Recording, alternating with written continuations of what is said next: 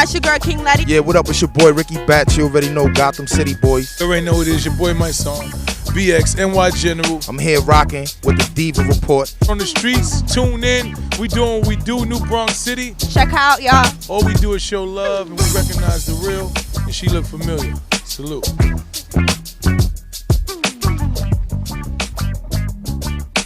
Yes, darlings. You are tuned into the Diva Report, and I guess we could call this segment Diva Report on the Streets because I'm doing my interviews on film. So my first guest is King Letty. Yeah, thank you for having me, and thank you for coming to my event. I really appreciate it. I know you had a good time. I did. That was my first time going. I seen it before, when you was promoting it, and it was like I always wanted to go, but I was never able to. And since it was during the Daze Summit, I'm like, let me support. And then, of course, network. And it's not anyone's fault. I'm always late. So I got there a little bit late, but I still was happy that I went because I did network. I met people who I, of course, didn't know before, and it was a good time. So, since you brought it up, for those who don't know, Letty, start the Who Did You Meet? And it's basically a networking event. So how did you come up with that? Because I know you started off with something else, so we'll get into that. Okay, so I came up with Who Did You Meet because I'm an introvert. I'm an antisocial, and I do a lot where you shouldn't be an antisocial or introvert. So I was like, what is a good way to get people like me who want to do what I do to network with certain people? And I learned that a lot of people go to networking events and they don't really do anything. They just go and they drink because usually it's free alcohol, and they go with their friends. And if me and you go, we know what we do with each other, but are we really about to mingle with other people and stuff like that? So I been to a lot, so I realized that was happening. So I was like, how can I come up with a networking event where it's different, people can have fun, and it's just not free drinks, but you have to participate in certain things and games and things like that. So that's how Who Did You Meet came about. And then when I go to an event and I'm like, who did I meet there? Right. Clearly nobody, because I just stuck with my homies the whole entire time. So that's how that came together. Well, I like that you said that because for me, networking events sometimes it's a hit or miss in a sense because it's like I'm outspoken, but sometimes everybody gets shy. So when I go to these events, I want to, talk to certain people, but it's like sometimes they're standoffish. So I noticed that when I did come, you had like the sign in, the walls, you had the rubber bands to let you know, like, what did you do? Get the guide when you come in with the wristbands, because I noticed that when you go to networking, it's good to meet somebody that does something, but it's completely out your field. Like, if I meet you and you're a psychologist and I work in media, there's no really... We can come up with something, but there's really not a way I can use you and you can use me. So we just had a great conversation, but not that it was a waste of time, but we can't use each other. So now what do I do for the next 20 minutes that I just wasted? Not really wasted, but talking to you. So that's how the wristband color coordinated with the guy came about. Like, if you do all of these things and I'm walking around and I realize you got a color wristband and I need you and you're a videographer, then now give me an extent to talk to you, because some people don't even know how to approach people when it comes to certain things. So that was my leeway. Like, okay, so when you come in, you have to get a wristband. That's like mandatory. So when you come in, you have to figure out who you want to talk to and you find out the right people. It's a good way too, because then I can know, like you said, who do I want to speak to? Oh, I'm a radio personality. You're a rapper. I want to book you as a guest. But what, being that you used to come up with the networking event, but what would you claim as your title? Like, what do you call yourself? People ask me all the time and I don't have one. I don't really know, because I do different things with different brands and I try to help out people as much as I can. So I wouldn't categorize myself into anything, to be honest with you. Universal, eclectic, you do everything.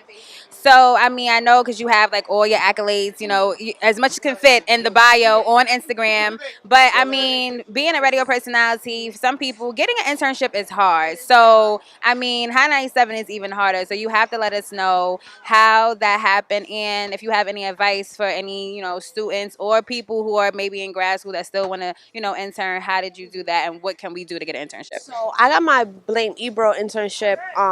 So I'm a huge Hot 97 fan. I always have all my life. So when he started the morning show, I was like following it, and then I realized he was starting his own brand outside of Hot 97, and then he got the Beats One gig, and he was still branding outside of it. So I was like, okay, so how can I get my way into that? Because that would be my leeway in there. I never really wanted to work for Hot 97. I just wanted to figure out how can I get my foot in the door without really partaking in what they do. So I felt like this was a good opportunity. So I was just hitting him up in his DM all the time, like, hey, I do some social media for this brand, and I just kept him up like every other month. And then maybe honestly, maybe like 7, 8 months later, they hit me up like, "Hey, we're looking for a social media person," and I was like, "Oh, I'm on it," and that was like 2 years ago, and I've been working with them ever since. So you still work with them. That's a beautiful thing. Well, that's the thing that gives people what's it called? I guess you could say inspiration or insight because yeah, it's you went outside the norm. I mean, it's the internet world. So being that you did that, always being persistent. Exactly. I slide people. I will slide in your DM. But you be clear. I will slide in your DM for business in point 0.5 seconds. I need you for something, and I find out you do something, but I don't know you, and you follow me. I'm gonna ask you like, "Hey, my name is Letty, and X, Y, and Z," and I will fully give you what I need you for in the DM and be like, "Okay, so here's my email address," but I you can't be scared to do stuff like that. And I feel like, especially with the social media and Twitter world, like you have to be abrasive. And if you really want to do something, you see something is building and it's new. I always feel like working with a new brand is so many opportunities for you to grow. Is it why not? Like you're not gonna. If anything, if you fail, not that you'll fail, but if things not go well, you always learn from them at the end of the day, and you can move forward. So, since you basically are a social media guru, give us some advice on how to promo because if you don't, on the Diva Report, I'm still trying to get to 1,000 followers. I started my page a few years ago, and it's like some people buy followers, and it's a what you could say. It's like a scheme. It's a certain method. So, like, teach us, give us some tips on how we can promote on Instagram. So timing, knowing your audience is very important. Knowing that your target audience. Now that Instagram has, just to throw Instagram out there, because Instagram has the business pages that helps you with who your audience is, how many engagements and impressions that you have. Actually, engagement and impressions is the most important thing to social media. Yeah, you might have a bunch of followers, and yeah, you might have a lot of likes, but is that really catching other people's eye that don't follow you? Like, are you on the explore page? Like, all of that makes a difference type of thing. And then just knowing the exact timing when people are on Instagram and knowing that when you wake up in the morning, honestly, the average person turns around and they go on their phone and they go to Instagram or Twitter or any type of social media thing. It's horrible that we do that, but that's what the world that we live in, especially what we do for a living, that's what we do. So just knowing like your target audience and stuff like that is for me, working with other brands is knowing. So like for Blame Ebro, we are in a male aspect. Like we talk through a male point of view. When I worked for Daze Summit, it was more of a community working for people that are like seniors in high school or people who are like us and people who are in college because we have the foundation. And when I was working with Dominated Media, we was a all female women group. So I was talking with all through a woman's perspective, which is way easier than any social media I've ever done. Women's aspect in that point of view. So knowing that and what point of view you have to come for is where I would go. Your Instagram is dope. I was looking through yours. How she has. I'm feeling that. Just keep doing what you're doing. Yes, your shit is gonna go up regardless. Oh, thank you so much. If you make it into a business account and you go on your Insta and your engagements and stuff, you should be fine. Yeah, I mean, I see that. That's the thing. The watches are there. We see you look and you don't like, and I respect it because, but I even like if people it. look, that it counts as something. Like They saw it, and that's all that matters. you saw it, you might not like it, for whatever reason, but you might not made a comment, but for whatever reason, some people comment and don't like it. For some people do that, and I'm just like, how do you miss the like button and you press the comment button? But people do that, so you just got to realize who your audiences are and what they're gonna do when they look at your page and what they come from, what they're gonna grab from it, type of thing. Do you feel like followers matter?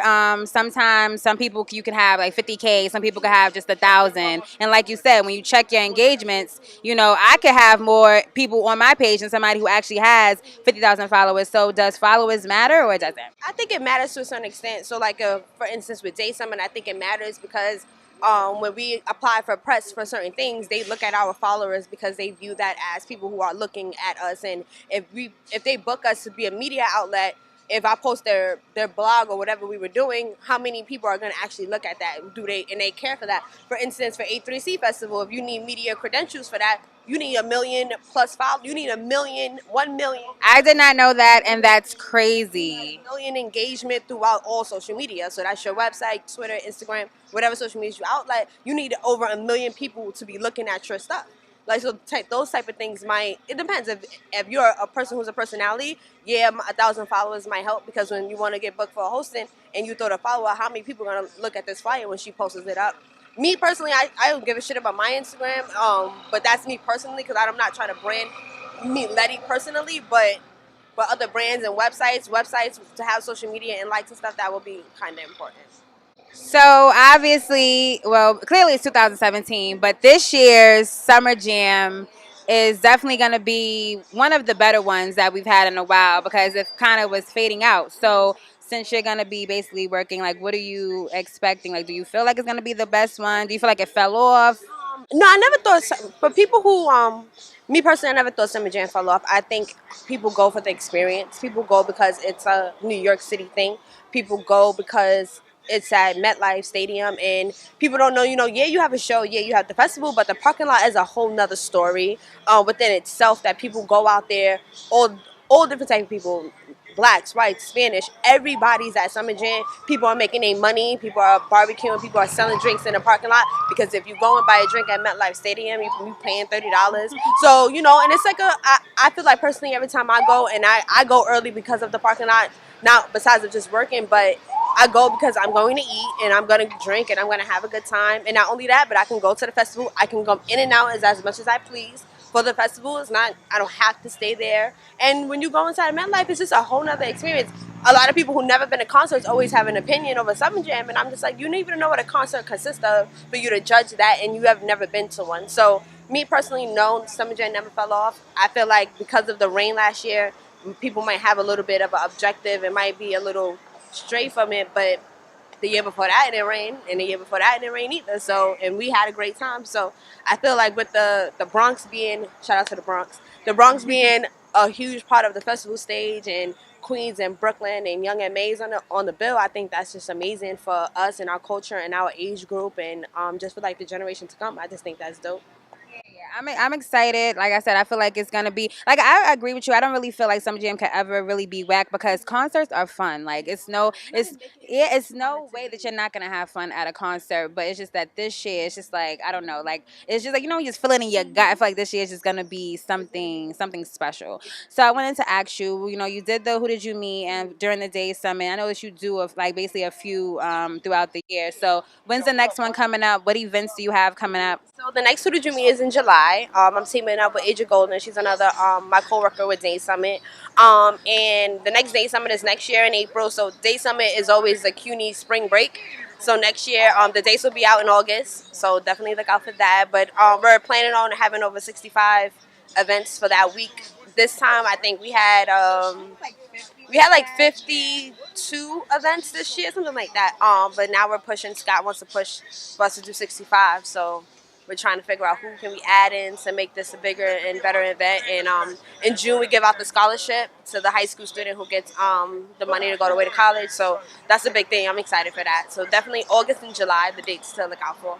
Well, I like that. That's a good thing. Shout outs to Scott Morris and shout out to Aja Golden. That's what I love about Daze Summit because people don't know. It's like, you buy the tickets on Eventbrite. They do cost money. But it is to send a high school student to college for a scholarship. So that's a beautiful thing. And they help, guests. You get to perform at the BET Experience the weekend during the BET Awards. So this year they did South by Southwest. Now they're getting people to do the BET Experience in June and A3C Festival in October. So they always willing to send out underground artists and give them a huge opportunity to brand themselves and just for other people in other states to see who they are, which is also dope. So being that, like I always say, like 2017, this year it's it's May now, and shout out to all the mothers. Mother's Day is coming up, but this year is already crazy. But what's your goals for 2017? My goal, I want to quit one of my thousands of jobs that I have. I work 1,000 jobs. I don't mean that literally, but I work a lot of other outside jobs besides of this. And my goal is to quit one of them and replace it with a paycheck from something that I really love to do like this. And on my website. So that's two things. Those are my main goals for this year. Yeah. So your website is going to be like your website? Okay. Meet website. Oh, beautiful. So we're going to be able to network online. Maybe the network online, get tickets online, and see who's been a part of each Who Did You Meet, because every Who Did You Meet I've had different DJs, so I want people to be able to reach out to those DJs if they like them and if they need them, and different things like that. Have like Entrepreneur of the Month, and if you need this person, you can be able to contact them in different interviews and things like that. Yeah. Well, I like that. So, of course, even though you said you don't care about your Instagram, we still want to know. We want to follow you. And so give everybody your social media and just let us know where we can find everything that you do. So you can find me at King Letty, that's KingLetty_, Instagram and Twitter. Daze Summit, DazeSummit.com, BlameEbro.com, @BlameEbro, @Daze Summit. at Who Did You Meet. I was really about to forget that. At Who Did You Meet for Instagram and Twitter. Definitely follow everybody. Follow us. Thank you for having me. Of course, thank you for coming. Like I said, I already knew who she was. And the crazy part is, shout out to college. We both went to the same college, but I didn't know her in college. But it's still a beautiful thing. It's 6 degrees of separation. It shows how everybody's connected. And I love to connect with all my media people. And that's what we got to do. So I want to thank everybody for, being down with the Diva Report on the streets. We're going, be on film now. So it's it. Thank you. You gave me a huge idea that I want to talk to you off camera because that's a really good idea. Thank you. We'll talk about that.